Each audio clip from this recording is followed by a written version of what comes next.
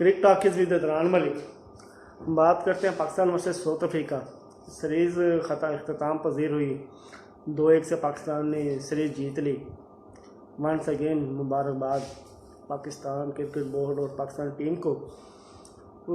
2013-12 के बाद हमने ये सीरीज़ जीती हुई और सेकंड कप्तान बने एशिया की तरफ से जिन्होंने साउथ अफ्रीका में सीरीज़ जीती वनडे।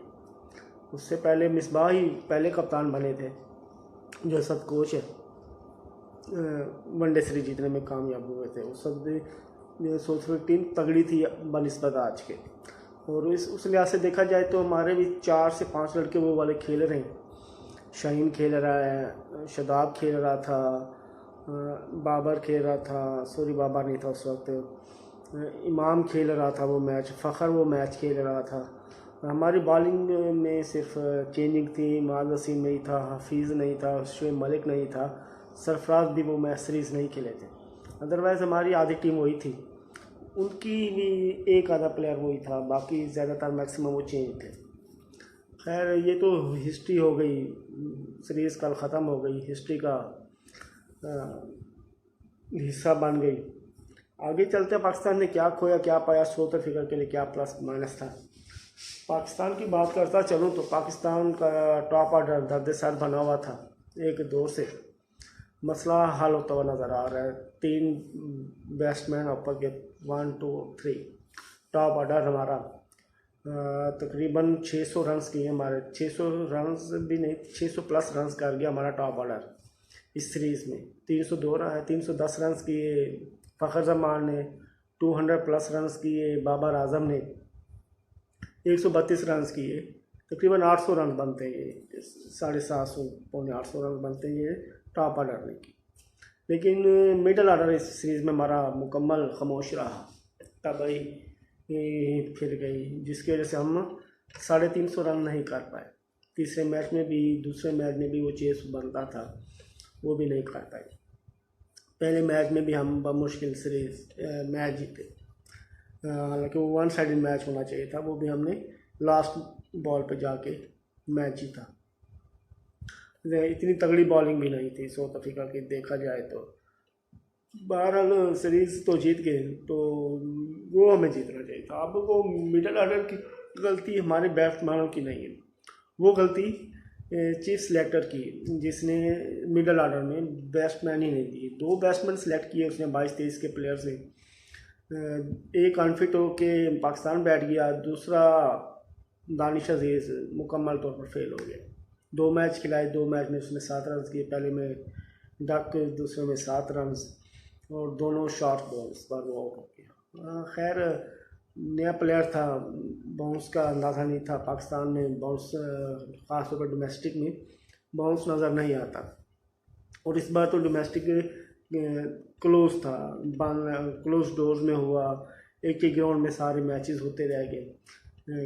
आधे मैच तो नेशनल स्टेडियम में हो गए कराची के, उसके बाद वनडे पूरा स्टेडियम बैंक कॉम्प्लेक्स में, और दूसरा यूबीएल ग्राउंड है शायद, तो उसमें हो गए। तो ये मैचेस उस ग्राउंड में हुए जहाँ छोटा सा ग्राउंड था, बैटिंग पैराडाइज था। बैटिंग पैराडाइज तो ये भी थे, लेकिन वो तो विकेट में बाउंस ही नहीं होता था। तो मैंने सारे मैचेस देखे, वनडे भी और T20 क्या बोलती कैदन ट्रॉफी के जो मैचेस इन्होंने दिखाए वो मैंने देखे, बाउंस नहीं था हमारे डोमेस्टिक सीजन में इस बार बिल्कुल भी। उधर तो उसने रन्स कर दी, लेकिन यहाँ बाउंस था, तो दानिश अजीज़ फेल हो गया। जब तक हम अपनी विकेटें प्रिपेयर अच्छी नहीं करेंगे तो ये हमारे साथ मसला रहेगा। हमारे बैट्समैन जब तक इंटरनेशनल फ्लेवर लेकर इन जैसी टीमों के खिलाफ खेल कर एक्सपीरियंस नहीं लेंगे, उस वक्त रन नहीं करेंगे। ग्रेट मोहम्मद यूसुफ को देख लें, यूनस को देख लें, ये लोग भी शुरू में जब आए तो इन्होंने स्ट्रगल किया था बाउंसी विकेट्स पर, उसके बाद ये रन करना शुरू हो गए। लेकिन उससे पहले भी जाएं तो हमारे प्लेयर्स मुश्किल में होते थे। वेस्ट इंडीज़ में भी जाके हम फंस जाते थे, क्योंकि उनके बॉलर टाल्स थे, बाउंस सामने मिलता था उनको। तो ये खैर मसाइल हैं। मिडल ऑर्डर का मसला है। इफ्तिखार हमने खिलाया, कंसिस्टेंट नहीं रहा, उसमें भी हमारी मैनेजमेंट की गलती है। कभी हम उसको वाइट बॉल में मैच चांस देते हैं, कभी रेड बॉल में देते हैं। वाइट बॉल में भी कभी वनडे में, कभी 1 डाउन 2 डाउन 3 डाउन 4 डाउन जहाँ हमें ज़रूरत पड़ती है। वो फिनिशर है, उसको लोअर मिडल ऑर्डर में हम सेट कर सकते हैं। वनडे में टेस्ट में भी सेट कर सकते हैं, लेकिन अभी हमारे टेस्ट की साइड सेट हो चुकी है फवाद आलम के आने से, तो उसको मत छेड़ें। वनडे हम उसको खिला सकते हैं। शुएब मकसूद है, हुसैन तलत है, इनको हम मिडल ऑर्डर में चांस दे सकते हैं। सॉरी, हारिस सुहेल को भूल गया मैं, हारिस सुहेल है। वनडे में भी उसका चांस बनता है, T20 में तो नहीं बनता हारिस सुहेल का, वनडे में बनता है। ये तो होगी बैटिंग। बॉलिंग पे आता हूँ तो पाकिस्तान की बॉलिंग भी सीरीज़ में वो मज़ा नहीं किया, जहाँ बाउंस भी था, पेस भी थी विकेटों में। पाकिस्तान पेस बैटरी स्लो की तरफ जा रही है, लूज़ होती जा रही है। क्रंच मोमेंट पे हम लूज़ हो जाते हैं। पहले मैच को देख लें, 4 आउट किए, 55 रन थे, 12-13 ओवर गुजार चुके थे। उसके बाद हमने 280 रन करा दिए। दूसरे मैच में आए तो 345 रन करा दिए।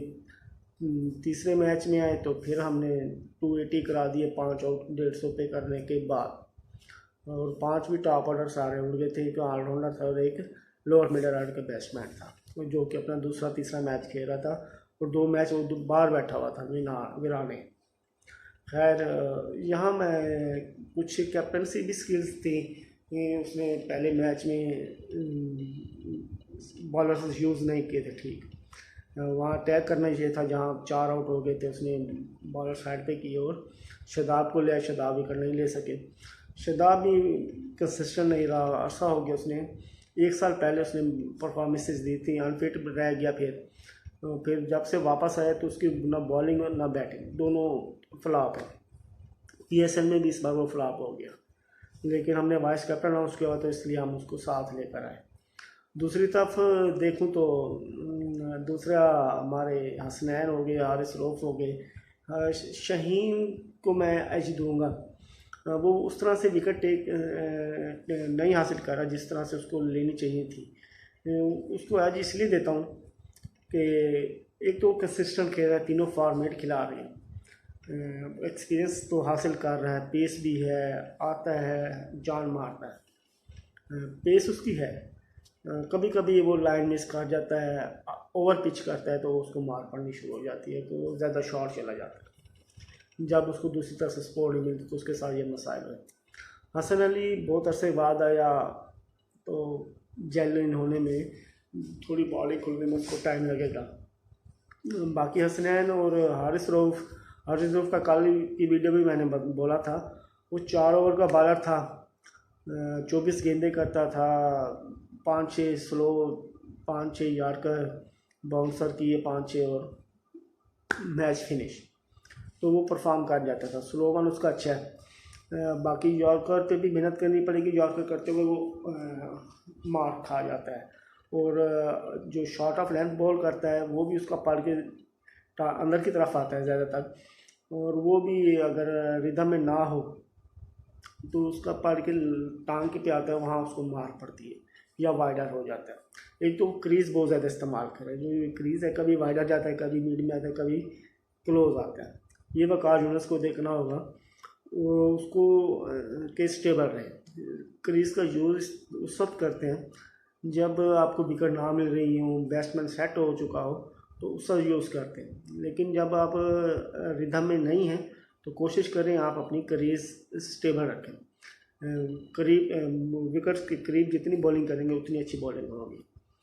हसनैन पेस तो है, अब हम 3 बॉलर ले आए पेस पर, हसनैन, नसीम शाह और मूसा खान। मूसा भी टीम से बाहर हो गया, नसीम शाह भी अनफिट हो गया, टीम से भी बाहर हो गया, परफॉर्म नहीं कर रहा था। हसनैन को हमने टेस्ट नहीं खिलाया, वनडे खिलाए, T20 खिलाए, कंसिस्टेंट नहीं है, आहिस्ता आहिस्ता टाइम लगेगा। पेस है, पेस तो तीनों के पास है, लेकिन इनको बॉलिंग सीखनी पड़ेगी। सिर्फ पेस पे अब नहीं है, पेस तो अब मशीनों ने मसला हल कर दिया। मशीनें इतनी 160 की पेस है, स्पीड से बॉल फेंकती हैं, सामने वाला खेल जाता है। उस पेस के साथ जब तक स्विंग नहीं आएगी, लाइन नहीं पकड़ेंगे, सीम स्विंग दोनों नहीं मिलेंगी, और स्विंग भी एक नहीं दोनों, कम से कम एक पक्की हो, दूसरी इतनी आनी चाहिए कि कोई ना कोई बॉल स्विंग कर ले। आउट स्विंग है, आउट स्विंग करते हैं तो इन स्विंग आना चाहिए, यानी कि दोनों स्विंग आनी चाहिए। रिवर्स स्विंग तो वैसे ही पाकिस्तान का ख़ास है, ये आपको सीखनी पड़ेगी। दूसरी तरफ मैं साउथ अफ्रीका को देखूं तो उनको भी मलान वीराने एडम मैक्रम की शक्ल में बुमा, उसकी पहली सीरीज़ थी एज अ टेस्ट के एज अ ओडीआई कैप्टन, तो अच्छा स्टार्ट दिया इन लोगों ने। स्मर्ट्स और दूसरा इन्होंने मैक्रम को कैशव महाराज को कल पहला ओवर नहीं खिलाया, 2 मैच उससे नहीं खिलाए थे, उस पर छाप लगाई है जो टेस्ट मैचों की, वो उतारनी चाहिए। उसने कल बहुत अच्छी बॉलिंग की, पाकिस्तान को पकड़ के रखा हुआ था, तो ये उनके लिए पॉजिटिव है। नोकिया सीरीज़ में टॉप बॉलर रहा, 2 मैचों में उसने 7 आउट किए, पहले में 4, दूसरे में 3। निगीडी रबादा ने भी उसका भरपूर साथ दिया, उसमें विकेट्स हासिल की, थोड़े से रन्स दिए दोनों बॉलरों ने, निगीडी ने भी रबाडा ने भी, लेकिन जो नोकिया ने पाकिस्तानियों को पकड़े रखा है। तीसरे मैच में होता तो पता नहीं क्या होता, शुक्र है नहीं था। बहरहाल उनकी टीम जेलिन होती नज़र आ रही है, जो कि 2 साल से ऑफ कलर थे, बिल्कुल ही परफॉर्म नहीं कर पा रहे थे, जेलिन होती नज़र आ रही है। डिकॉक पे बात करता हूँ, डिकॉक का दिल ही नहीं कर रहा खेलने को, मुझे तो ऐसा लगता है। बुझे हुए चेहरे के साथ उसके जो चेहरे पे स्माइल होती थी, टीम में जेलिन था, आवाज़ आती थी, इशारे करता था, बोलता था, वो बिल्कुल खामोश है। अभी भी वो थोड़ा सा उसने दूसरे मैच में मैंने उसको देखा इंटरेस्ट ले रहा था, अदरवाइज़ जो पाकिस्तान में मैचेस हुए या अब मैंने ये 3 मैच 2 मैच उसने खेले, बिल्कुल ही सहमा हुआ है। शायद वो सोच रहा है, ये मुझे लग रहा है ये भागने के चक्करों में ये भी कोपाल ले जाएगा। पाकिस्तान को आईसीएल ले डूबी थी, साउथ अफ्रीका को ये कोपाल डील ले डूबी है, जो भी करीब थी कोपाल डील में चली गई है। मसाइल हैं इनके साथ भी फिनंशियल, साउथ अफ्रीका को इस बारे में देखना होगा, अदरवाइज़ ये भी वेस्ट इंडीज़ की तरह टीम हो जाएगी। वेस्ट इंडीज़ तो फिर कुछ ना कुछ मिल जाता है, इनको नहीं मिलना। बहरहाल T20 सीरीज़ 10 तारीख से स्टार्ट हो रही है, वो पाकिस्तान आराम से जीतेगा, 3-1 या 4-0 पाकिस्तान आराम से ये सीरीज़ जीत जाएगा। Keep watching, keep supporting, keep talking with Adnan Malik. यार लाइक करें, शेयर करें। अल्लाह हाफ़िज़।